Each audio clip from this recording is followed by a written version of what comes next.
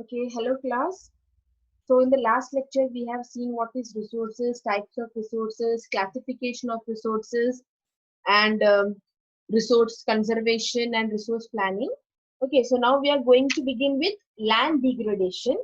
Okay, what is the meaning of land degradation? Land degradation means the fertility, the quality of the land, the soil is getting degraded.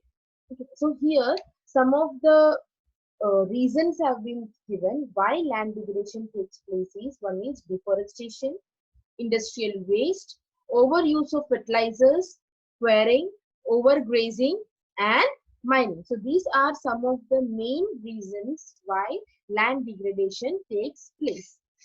Okay. Next one, land conservation. How can we conserve our land when deforestation is happening? How can we conserve it? By doing afforestation, not cutting trees unnecessarily.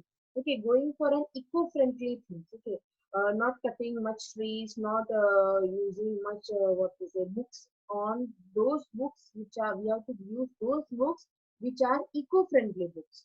Okay, so when we are doing all these things, afforestation will take place. Okay, that much trees will be not cut, and when trees are there, more soil erosion will also not happen. So some of the land conservation includes afforestation, planting shelter belts, checking over irrigation, and terrace farming.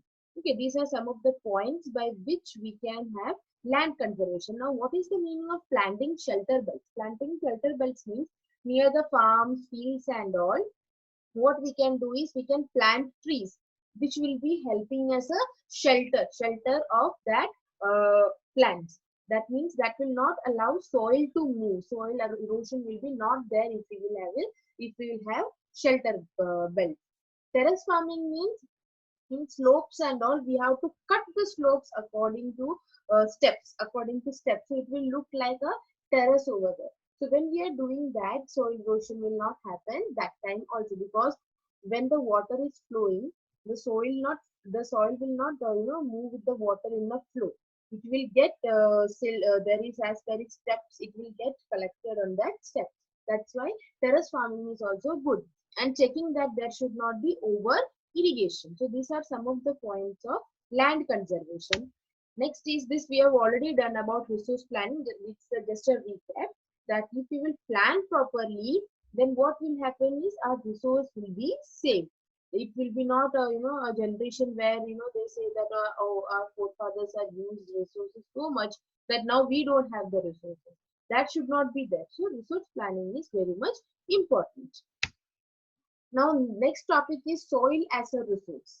Soil is considered as the most important natural resource.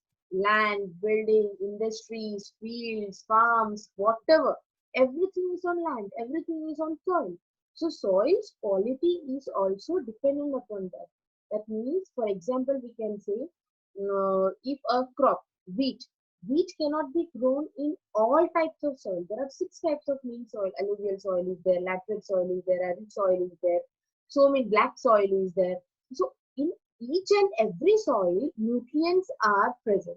And each and every soil will be not having the same nutrients. Somewhere potassium will be in high amount, somewhere lime will be in high amount. So different nutrients will be available. So as we know that different crops and different vegetables go for different soil, so we consider soil as an important natural resource, and mediates a medium of plant growth and supports different types of living organisms on the earth, and takes millions of years to form soil up to a few centimeters in length. The support of soil takes a million of years to form. It happens, it comes from the parent rock. The parent rocks get withered and then it turns into small rock pieces, and when for million of years there is no movement, nothing going on, what will happen is that rocks will be slowly changing into a soil. That's how soil is formed.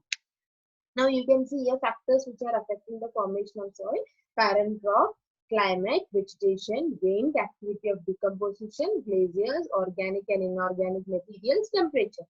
These are the main 8 factors which affects the formation of a soil. The parent rock is responsible, the climate over there, which type of vegetation is there, the glaciers, the temperature of the place, how is the activity of decomposition, the organic and inorganic materials, and the wind. If there is a high flow of wind, the soil there, the topsoil will always keep on moving. Okay, there will be no proper topsoil over there. The fertility of the soil keeps on changing when the wind is more over there. So it depends upon the formation of the soil, depends upon these factors. Now these are the classification of soil. It depends upon the color, the thickness, the texture, the age, chemical and physical properties. These are the main four background of the classification on the basis. Okay. So which are the main 6 types of soil?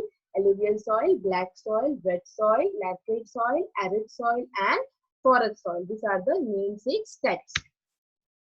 Now, what is alluvial soil? Alluvial soil is those soils which are found near mostly on the northern plains and the coastal plains where rivers are there. Because rivers, what they do is as they keep on flowing, what they do is they deposit the sand and silt. And when they get deposited, that soil is very fertile, and because it's coming, the river is keep on flowing, so it carries the nutrients with it. So when it comes and just deposit the soil or sand or soil over there, what happens is that is very much fertile. So alluvial soil is that soil which is very fertile, and we can grow rice, wheat, cotton, oil seeds over there. It is very much rich in potash and lime, but deficiency of nitrogen is there.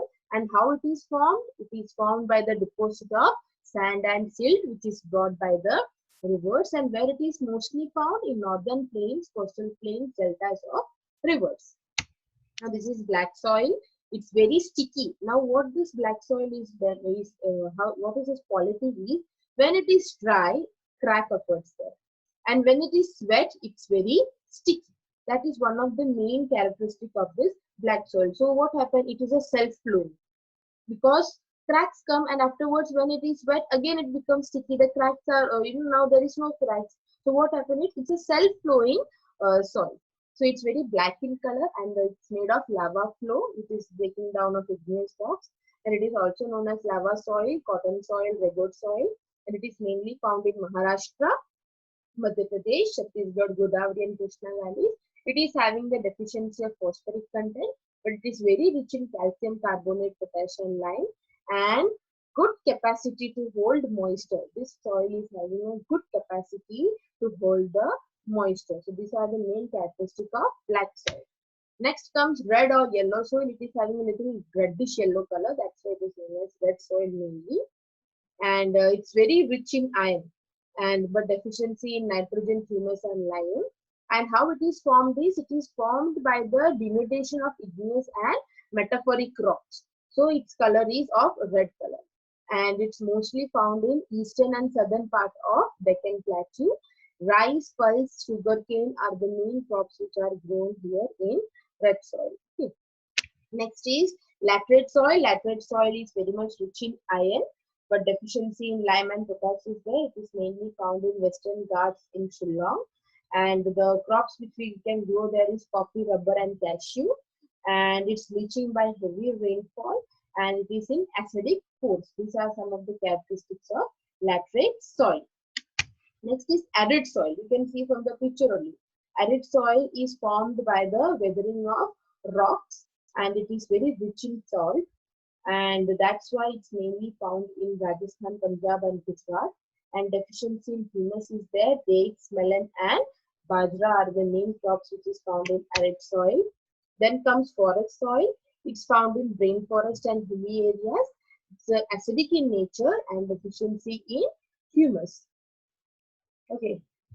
Soil erosion. What is the meaning of soil erosion? Soil erosion happens when, with the help of, we say, natural rainfall or the waterfall which happens, but it is not at all good for us, because soil erosion, when it happens more, the quality of the soil is not proper, because it will take away the topsoil and the fertility of the soil. So if you are having if you are having trees, what do the roots of the trees do is they catch hold of the soil and not allow the topsoil to move. That's why soil erosion happens. So we say that trees should be planted more, so that soil erosion should not happen.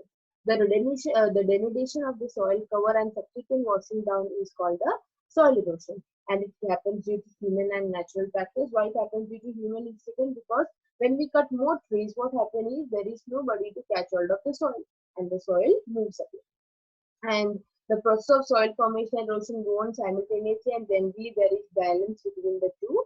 And see, you can see here why the human reasons are written as deforestation and overgrazing, and natural by wind or glacier, etc.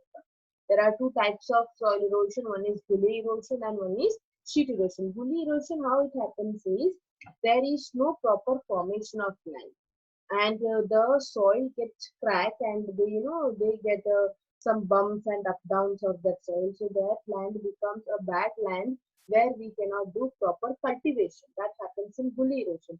And sheet erosions happen in this picture. Can you see the background here? This is the background of sheet erosion. Sheet erosion happens means the way the water is flowing, the way the river is flowing, they carry the sand like this. Can you see here? That will also is degrading the land, and proper cultivation does not happen in this type of land. So these are the two main types of erosion. Now, how can we conserve the soil? Soil conservation can be done in contour clothing. You can see in the picture, terrace farming, strip cropping, and planting shelter belts. Strip cropping means what happens is strip of grass are left to grow between the crops, and it breaks up the force of wind. Here between the crops, what they do is they grow some grass. So when the wind is blowing, it will not carry away the soil or the nutrients with it. And in terrace farming, you can see how they have cut in the slope, they have made cuts like steps. So when we are doing this, the slopes, the water does not flow in a constant way, and they will not carry away the soil. Counter flowing is like this way in a zigzag form. So what happens is the water, when the water is flowing after the rain, it is not flowing in the same consistency. It has to move around, so it will leave the soil there without taking in the topsoil. And this is the shelter belt. Planting trees, lines of trees to create the shelter. They have planted trees. So what happens is these trees are saving the crops here and the soil also. Okay. So this is the end of our resources and the development. I believe you understood the chapter, what is resource and how the planning should be done, how the conservation should be done. And one more thing, Gandhiji has always told that there is resources in this world for the need of the people, but not for the greed of the people. He was always against the mass production, and instead of that, he said we should always produce for the mass. That means produce for the population present, not producing excessive amount and then leaving the resources waste. That should not be done. And this sentence, there is resource for the need of human being, but not for the greed of men. That means in our world there is resource, ample of resource for everyone, but it's not for the greed of anyone. If we are going for greed, then the needy people will also not get the proper resources. So that's the end of the chapter. Okay, go through the chapter once again, go through the slides. You can go through the textbooks also along with it. And thank you and have a nice day.